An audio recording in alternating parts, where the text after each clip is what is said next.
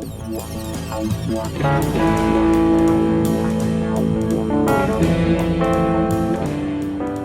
to TATV, where TAs go to learn. In this episode of TATV, we're going to be talking about dealing with disruption in the classroom. New TAs are often concerned about how they're going to manage course disruptions. And there are several ways to deal with course disruptions. Bryce, can you start us off by talking through a few?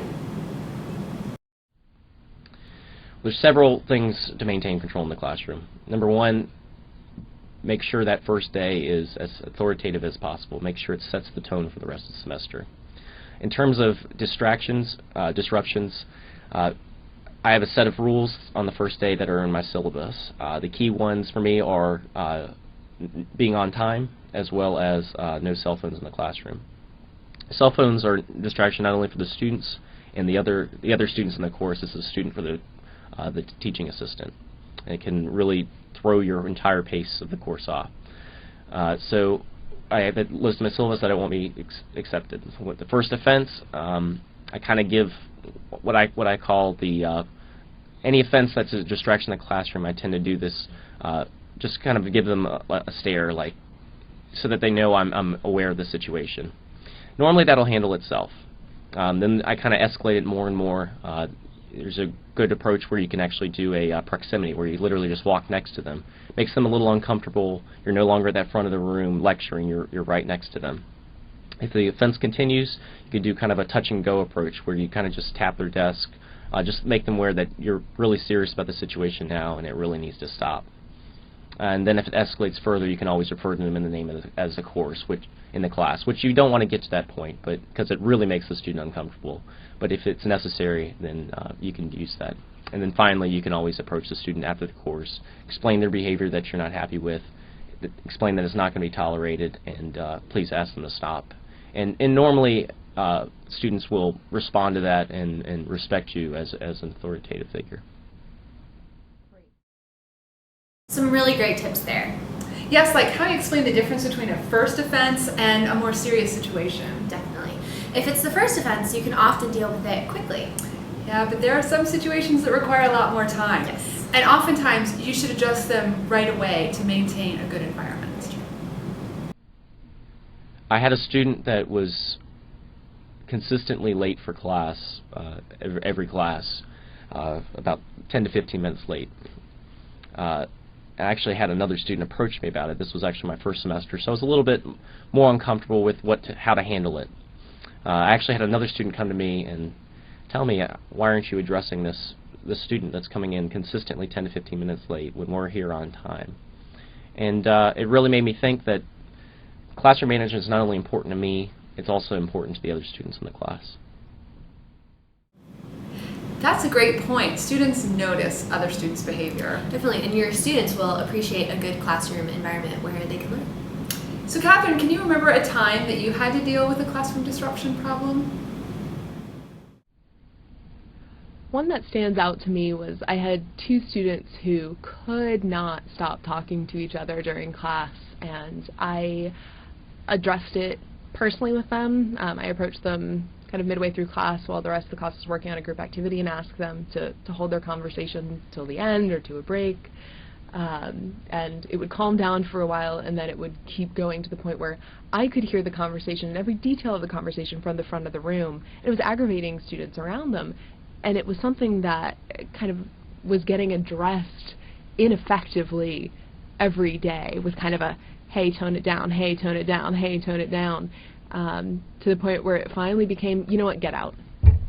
You don't want to be here. This is a college class. Leave.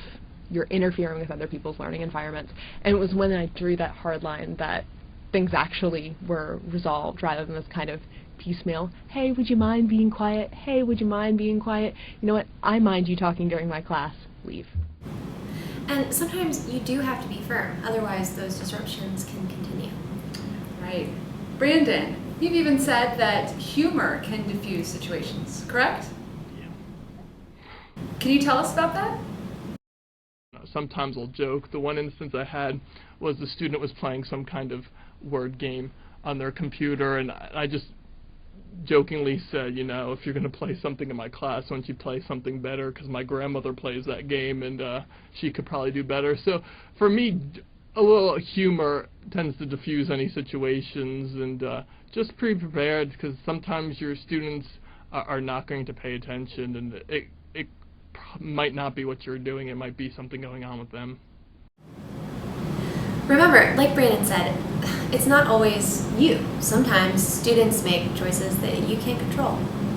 Yeah, let's switch gears a little bit and talk about the classroom environment in general and how to maintain a good environment. And Sophia, how would you describe a good classroom environment? I think it is very healthy when both instructor and students learn something by the end of the lecture. So for me as an instructor, I feel content when I leave the room and I have learned something new. And this is what I love most about teaching, that every class, every semester is different. Every year I receive different types of questions, and this is what I try to engage students in asking me questions. I feel that as long as the students feel comfortable to ask me questions, and not to mention as long as they feel comfortable to correct me when I make mistakes, this is very healthy, and this is something that I enjoy the most, and I feel very, very complete when it happens. So important that students are comfortable enough to ask questions. Yeah, asking questions can help the students to engage with the material and to better understand the content. Catherine, this is something you enjoy focusing on. Why don't you tell us about one of your favorite strategies? I think one of the key things is providing lots of opportunity for what are called formative assessments. There's a difference between an opportunity that you give to students to test their knowledge on material in kind of either a low stakes or a no stakes sort of way. So no points associated with it. Just, hey, let me give you an answer, or give you a question and see if you can make a prediction as to what the right answer is at this point in class, sometime before you get to a test, a summative assessment. I think giving those little opportunities allows students to check in with themselves and see if they really understand material, and that helps promote that learning environment to where they see, okay, this is the level that I should be at, this is where my teacher expects me to be, and that's where I feel like I can be, because now I know where the gaps are in my knowledge, so I can kind of go back and say, all right, this question came after these 3 slides, that's where I need to review. That is a great tip, because remember, a positive environment is so important for learning. Just for fun, do you experience TAs have any pet peeves in the classroom? I don't like students who eat during the class, and you know, sometimes it's I have been harsh to students who do it. I don't know if it's cultural or not, but I understand that sometimes they may need a breakfast, or if they have a class at 8 a.m. or when I was teaching at 12:25, I had many students who had their lunch at that time. But I don't feel really comfortable talking to students and see them eating in front of me. So yes, I have this. Eating in class is a good one. Yeah, you know, that doesn't really bother me. Or me. But if it bothers you, you should mention it. Remember, it's your classroom. Beth, what about you? Any pet peeves? My biggest classroom management pet peeve, I guess, is not being on task. I tell them that at the beginning of the semester. I tell them it's their own decision, and that if whatever they miss is their fault. So I try and kind of negate that. It still happens, but I just kind of ignore it because it's not disrupting other people. It's only kind of bugging me. Brandon, you were saying that those don't actually bother you. Those things really don't bother me, because after a while, once you teach quite a few classes, when you first come out as a teaching assistant, it'll probably bother you because you're so nervous that every little noise or every little distraction is going to affect you. But as you start teaching more, going to conferences, and you've got people walking in and out during presentations, eventually it's not going to bother you. As long as it's not causing disruption in class and it's affecting other students from learning. If you want to text or something like that, do it quietly. Say that, Brandon, because it helps us to point out that every TA is different. Right, some TAs are comfortable ignoring distractions as long as they don't distract others. Right, and what matters is what you would like in your classroom. And ensuring that you share that with the students so that everyone understands the classroom expectations.